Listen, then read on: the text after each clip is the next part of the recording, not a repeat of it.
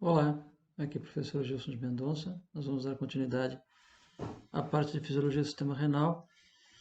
Esta é a segunda videoaula, no total de 3.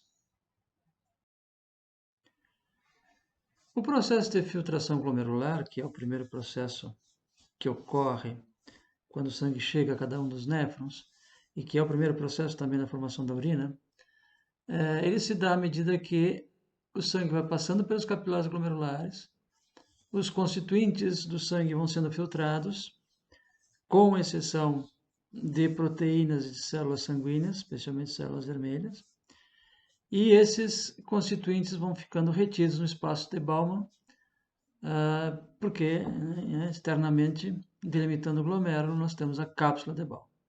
Então, se forma uma determinada quantidade de filtrado, esses constituintes formam um líquido chamado filtrado glomerular, que é isento de proteínas e hemácias, porque, como já dito anteriormente, esses elementos em condições fisiológicas normais não são filtrados, e fica retido no espaço de Bowman.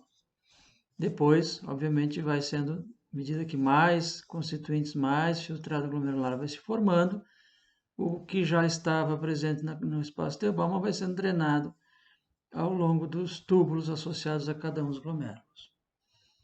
A taxa de filtração glomerular, ou seja, a intensidade com que a filtração ocorre, ela é determinada por algumas forças ou pressões de natureza hidrostáticas e coloidosmóticas, e também por um coeficiente que pode ser matematicamente calculado, que é chamado coeficiente de filtração, e que leva em conta a permeabilidade da parede do capilar sanguíneo e a superfície, a área disponível para que o processo de filtração aconteça.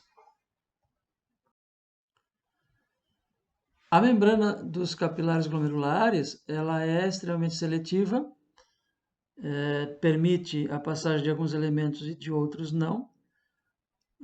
Em videoaula anterior já vimos que a membrana basal é a grande barreira física da parede capilar, mas fatores como o tamanho da molécula e a carga elétrica, né, se por acaso essas moléculas estiverem carregadas eletricamente, também são fatores que vão influenciar na filtração, que vão influenciar na possibilidade ou não dessas moléculas passarem, atravessarem a parede dos capilares sanguíneos.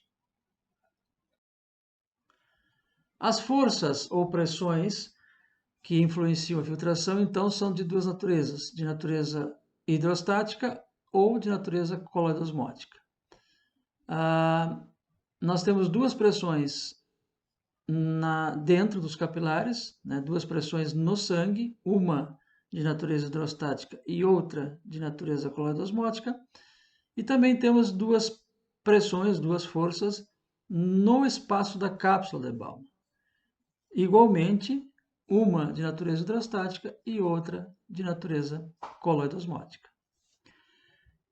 Pensando na cápsula de Bowman, pensando no espaço da cápsula onde vai se acumular os elementos filtrados, onde vai estar presente o filtrado glomerular, onde os elementos que saem do sangue vão ficar retidos, a primeira pressão existente é a pressão hidrostática da cápsula. Essa pressão ela é determinada pelo volume de líquido já presente no espaço de Bowman. Quanto maior o volume de líquido no espaço de Bowman, no espaço da cápsula de Bowman, maior a pressão hidrostática naquela região, o que vai diminuir ou dificultar a filtração. Então, a pressão hidrostática da cápsula ela é um fator que se opõe à filtração, dificulta a filtração, dificulta a saída de mais elementos do sangue. Quando e se porventura houver alguma obstrução ao longo do trato urinário, em outras partes, como por exemplo no próprio túbulo associado a esse glomérulo, ou em partes mais distais, como os ureteres, ou até mesmo na uretra, e que o fluxo de filtrado fique, de certa forma, impedido ou dificultado, a filtração glomerular tende a diminuir. A taxa de filtração glomerular, TFG aqui significa taxa de filtração glomerular, tende a diminuir. Por quê? Porque uma obstrução faz com que o fluido fique retido no espaço de Bowman. E se o filtrado glomerular, o fluido, fica retido no espaço de Bowman, aumenta a pressão hidrostática da cápsula. e isso vai, com o passar do tempo, dificultando a filtração e dificultando, ou até mesmo podendo impedir o trabalho renal, trabalho de filtração renal. Essa é a primeira pressão, então, ou força. Ainda falando ou pensando no espaço de Baumann, na cápsula de Baumann, nós temos a segunda força ou pressão, que é a pressão coloidosmótica. As pressões coloidosmóticas, elas são determinadas pelas proteínas e pela capacidade que as proteínas têm de atrair e ligar moléculas de água às suas próprias estruturas moleculares. Então, a pressão coloidosmótica da cápsula de Baumann é uma força que favorece a filtração ou favoreceria a filtração, porque as proteínas ali presentes atrairiam a água e, consequentemente, facilitaria a saída de elementos do sangue. Só que em condições fisiológicas normais, a pressão coloidosmótica da cápsula de Baumann é nula. Por que a pressão é nula? Porque em condições normais, proteínas não são filtradas. Se as proteínas não são filtradas, elas não podem ou não devem aparecer no espaço de Baumann. Não estamos dizendo que a pressão coloidosmótica é negativa, tá? Ela é nula, ela não existe. Não confundir nulo com negativo. Ela não existe, porque não há proteínas naquele espaço, em condições fisiológicas normais. Agora, pensando no sangue, né, na parte de dentro dos capilares glomerulares, também temos duas forças ali, duas pressões, uma coloidosmótica e outra hidrostática. A pressão coloidosmótica capilar, ela é determinada pelas proteínas plasmáticas, pela concentração de proteínas no plasma ou no sangue. Como é uma pressão de natureza coloidosmótica, ela se opõe à filtração. Por que se opõe à filtração? Porque essas proteínas, quanto mais concentradas estiverem, mais elas atraem água. E se elas estão no ambiente intravascular, elas estão dentro dos capilares, elas retêm a água dentro dos capilares e retêm assim os elementos. Dessa forma, dificulta ou diminui, ou é uma força que se opõe à filtração. À medida que o sangue vai passando pelos capilares glomerulares, vai aumentando a concentração de proteínas, porque a filtração no início da rede de capilares glomerulares ela é muito mais intensa do que no final, é muito maior, porque no início a pressão coloidosmótica ela não é tão alta e no final é maior porque as proteínas não foram filtradas, não saíram dos vasos. Saiu a água, saíram os outros elementos, porém as proteínas não. Então a sua concentração vai aumentando à medida que avança o sangue pelo leito de capilares glomerulares. De tal forma que no final, já lá próximo da confluência para a arteríola eferente, já a filtração é quase nula, porque as proteínas estão tão concentradas dentro do vaso sanguíneo, dentro do capilar, que não deixam, né, ou não permitem mais que a água seja filtrada e os outros elementos também. Então, essa importância, a pressão coloidosmótica capilar, na verdade, é uma pressão fundamental para manter o próprio volume líquido do sangue. A quarta e última pressão, e a segunda pressão capilar, é a pressão hidrostática do capilar. A pressão hidrostática do capilar ela é dada pelo volume de líquido do sangue, pelo volume líquido do sangue. É uma força que favorece a filtração, porque impulsiona os elementos para fora. Quanto maior o volume de líquido dentro do capilar, maior a pressão hidrostática, maior a tendência dos elementos saírem desse capilar. E essa força, a pressão, ela tem um mecanismo de regulação. Na verdade, a pressão hidrostática é um mecanismo de regulação primária da filtração, porque é a primeira força que vai ser importante para a filtração. Quando o sangue chega no leito de capilares glomerulares, tendo pressão hidrostática elevada, ou havendo a pressão hidrostática dentro do vaso sanguíneo maior do que no espaço de Baumann, os elementos começam a ser filtrados, a filtração inicia. Então, toda a regulação da filtração vai se dar no primeiro momento pela própria pressão hidrostática capilar. Só que a pressão hidrostática capilar ela é regulada por três variáveis. Primeiro, a pressão arterial, pressões arteriais, valores de pressão arterial elevados tendem a elevar a pressão hidrostática. Quanto maior a pressão, maior a tendência de aumentar a pressão hidrostática capilar. A resistência da arteríola aferente Quando aumenta a resistência da arteríola aferente, diminui a pressão hidrostática capilar e diminui a taxa de filtração glomerular. Por quê? Porque a arteríola aferente é a arteríola de chegada, de entrada no glomérulo. Aumentos na resistência da arteríola aferente significa diminuição do calibre desse vaso. Aumentou a resistência, diminuiu o calibre, ficou mais difícil a passagem do sangue. Então, se o sangue não consegue mais entrar, chegar ao glomérulo pela arteríola aferente, porque ela está com o calibre reduzido e sua resistência está aumentada, a pressão hidrostática no capilar glomerular diminui. E, consequentemente, também diminui a taxa de filtração glomerular. E o inverso também é verdadeiro. Quando a resistência da arteríola aferente diminui, ou seja, essa arteríola faz um processo de vasodilatação, aumenta o calibre, aumenta o volume de sangue que passa por ela e que chega aos capilares glomerulares. Assim sendo, aumenta a pressão hidrostática glomerular e aumenta a taxa de filtração glomerular. E a terceira e última variável que controla ou que regula a pressão hidrostática capilar é a resistência da arteríola eferente, a arteríola de saída do glomérulo. Quando aumenta a resistência da arteríola eferente, aumenta a pressão hidrostática capilar e a taxa de filtração. Por quê? Porque dificulta a saída dos capilares, dificulta o fluxo de saída. Aumento da resistência da arteríola eferente significa diminuição do seu calibre. E aí o sangue fica mais tempo retido no leito de capilares glomerulares, ou deixa os capilares com maior dificuldade, o que faz com que a pressão hidrostática aumente dentro desses capilares. E aí aumenta a taxa de filtração glomerular. Segundo terceiro mecanismo envolvidos com a formação da urina, reabsorção e secreção tubular. A reabsorção é um processo fundamental para que os elementos filtrados possam retornar à corrente circulatória. A imensa maioria dos elementos que são filtrados são reabsorvidos depois. Os mecanismos de reabsorção envolvem transportes membranários, então todas aquelas formas de transporte ativo, difusão, são importantes para a reabsorção. E a secreção é um mecanismo adicional para a excreção, né? A secreção significa que elementos que não foram filtrados podem aparecer na urina, porque podem passar diretamente dos capilares peritubulares para os túbulos, sem ter sido filtrado no glomérulo. Isso é secreção. E a excreção é o resultado final, então, desses três processos anteriormente citados: filtração, reabsorção e secreção. O que sobrar vai ser excretado.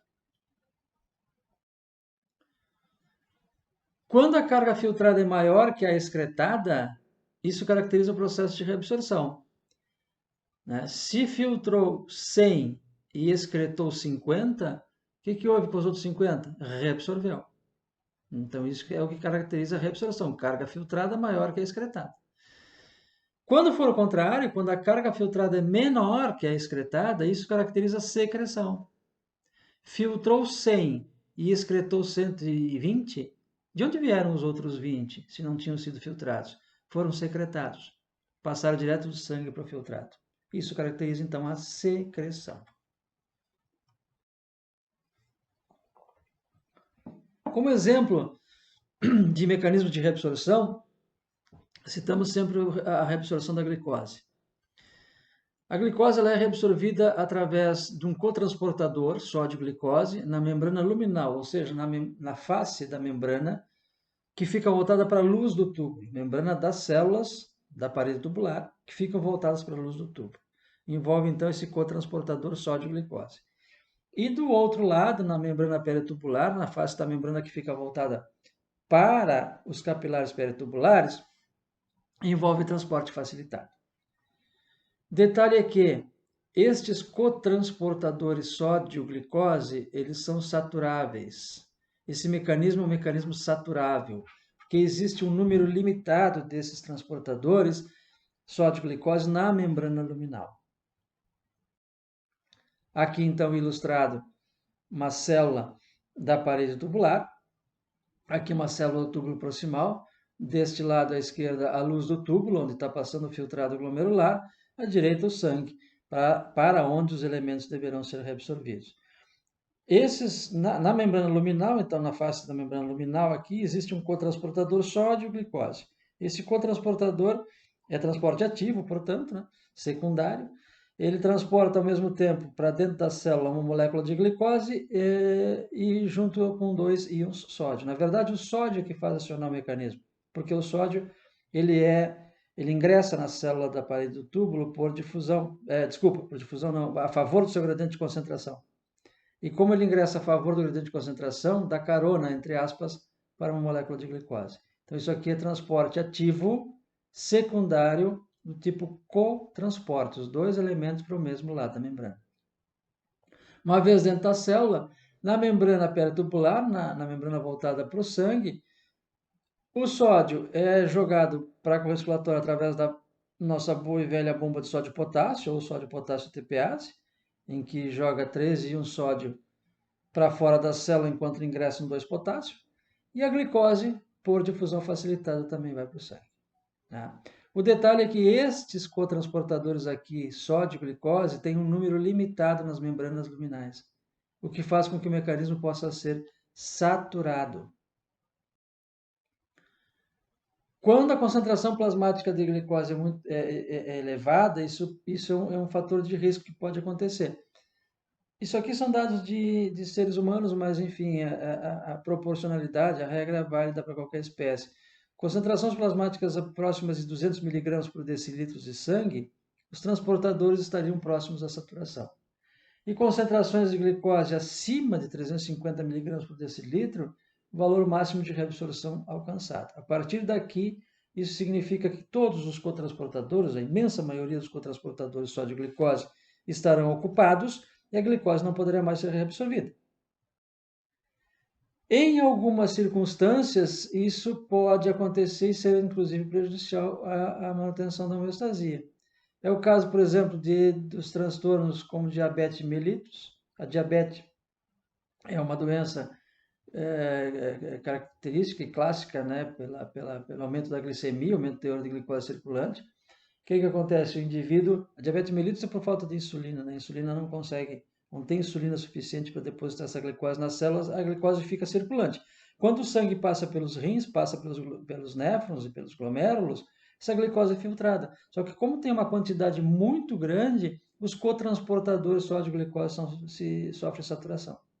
E aí a glicose acaba não sendo reabsorvida na sua totalidade e vai parar na urina. Então é uma característica dos indivíduos com diabetes, presença de glicose na urina, num processo chamado glicosúria, né? Porque a glicose não conseguiu ser reabsorvida na sua totalidade. Inclusive o volume de urina aumenta em função da alteração das molaridades da urina, né? Porque a glicose vai embora e carrega a água consigo.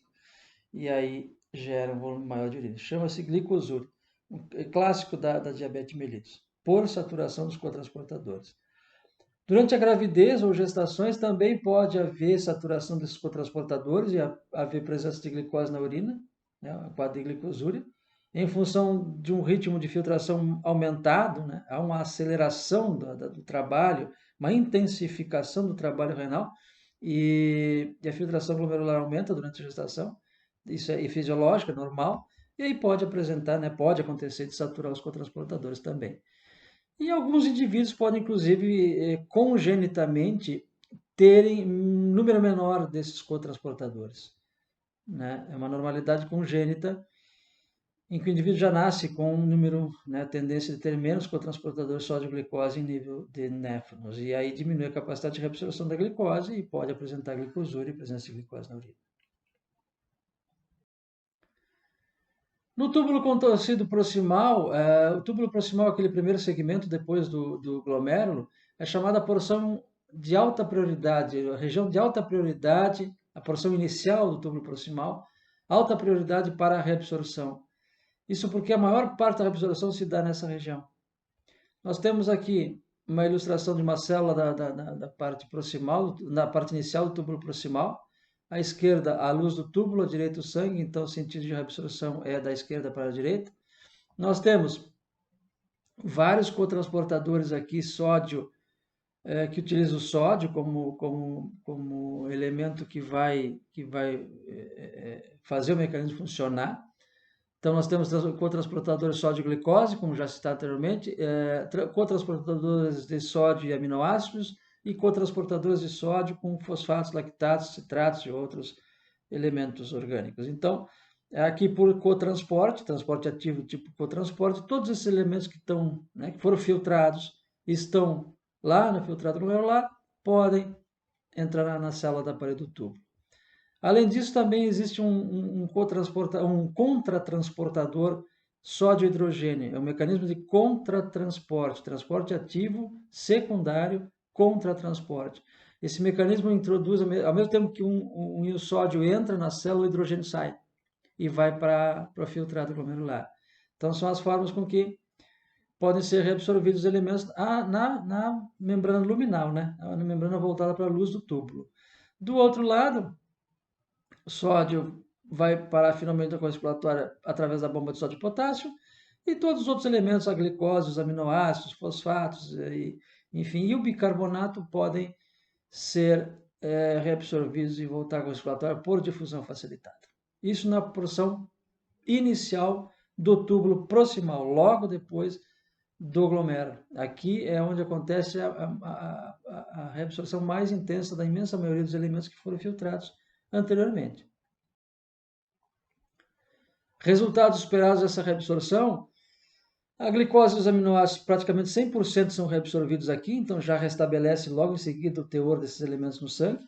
Bicarbonato 85% reabsorvido, sódio 67% reabsorvido, então a imensa maioria também desses elementos, e fosfatos, lactatos e citratos a maior parte. Então, praticamente todos os elementos, na sua imensa maioria ou totalidade, no caso da glicose e dos aminoácidos, são reabsorvidos logo na porção inicial do túbulo contorcido proximal.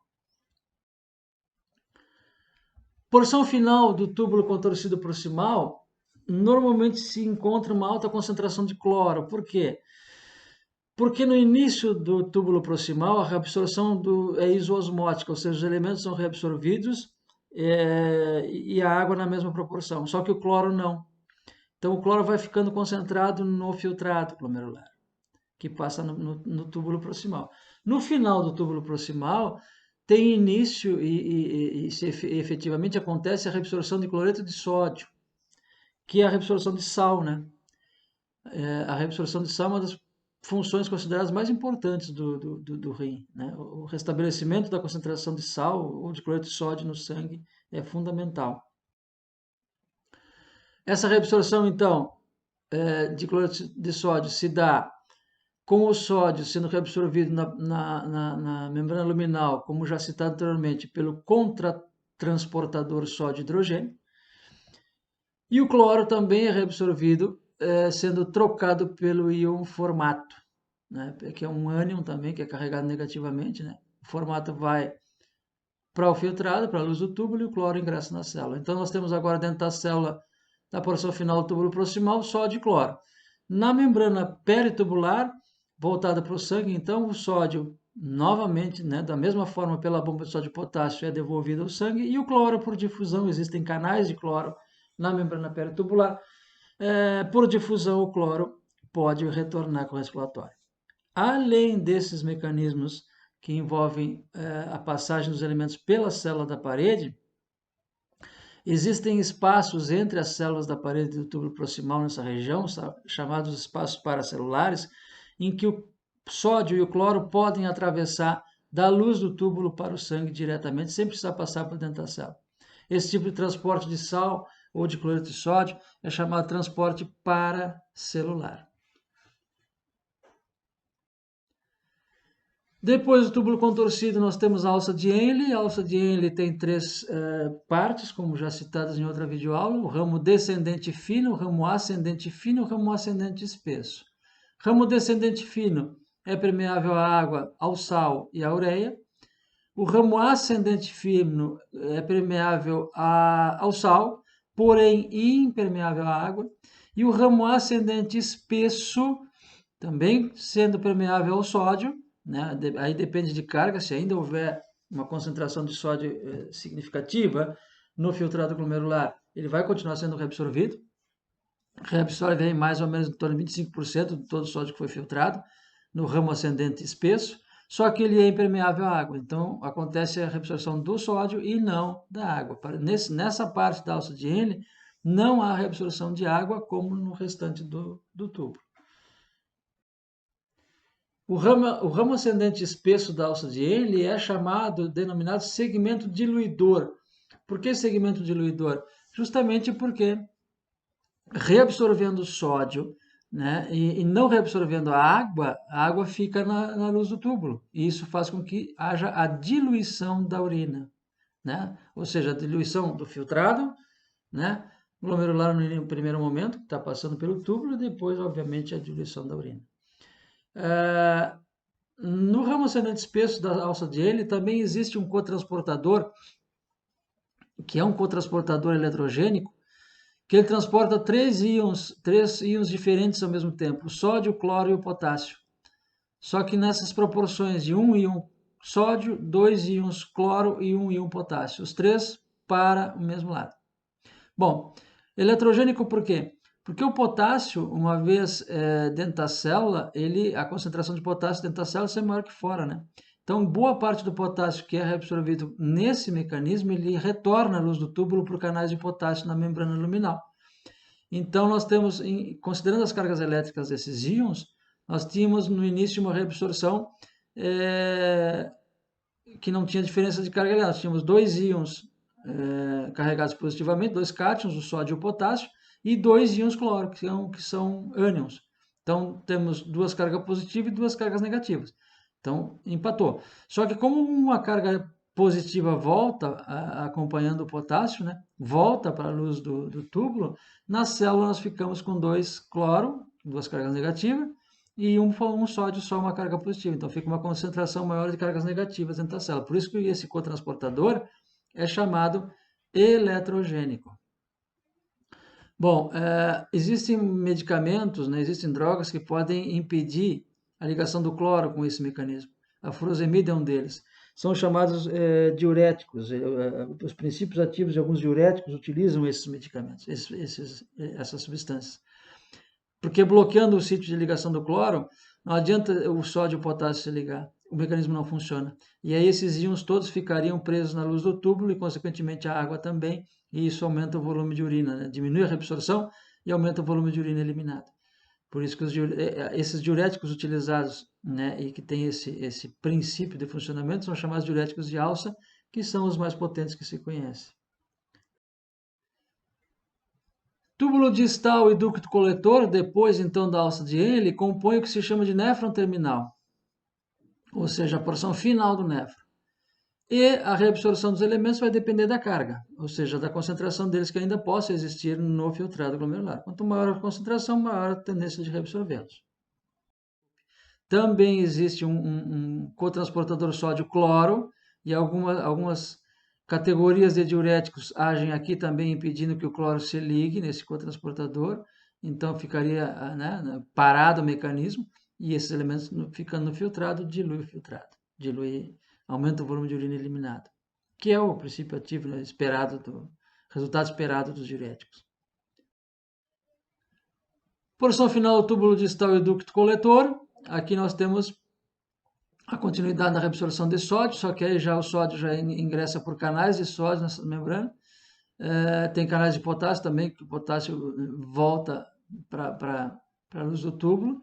Do outro lado, o sódio e potássio sendo transportados através da boa e velha bomba de sódio e potássio. Mas aqui já nós estamos falando de uma reabsorção pequena, porque né, a maior parte aconteceu antes no túbulo proximal, na alça de Henle, na porção inicial do túbulo distal. Essa porção final do túbulo distal e no ducto coletor é o local de ação de dois hormônios importantes. É o local de ação da aldosterona e o local de ação do hormônio antidiurético. A aldosterona é um hormônio da córtex suprarrenal que permite ou estimula a reabsorção de sódio. E onde existem receptores para esse hormônio são nas células da parede do túbulo distal, porção final do túbulo distal e ductos coletores. Ali esse hormônio vai agir estimulando a reabsorção de sódio. E o hormônio antidiurético, que estimula a reabsorção de água, também. Os receptores para esse hormônio são nessas células células principais da parede do túbulo distal, porção final do túbulo distal, onde através da inserção de canais de água chamados aquaporinas, o hormônio antidiurético estimula ou permite uma reabsorção maior de água nesses segmentos. Então, esse chamado néfron terminal, né, essa porção final do túbulo distal e do ducto coletor, são importantes em função de terem receptores para esses dois hormônios. Aqui terminamos essa segunda parte, depois na sequência, terceira e última do conteúdo de sistema renal.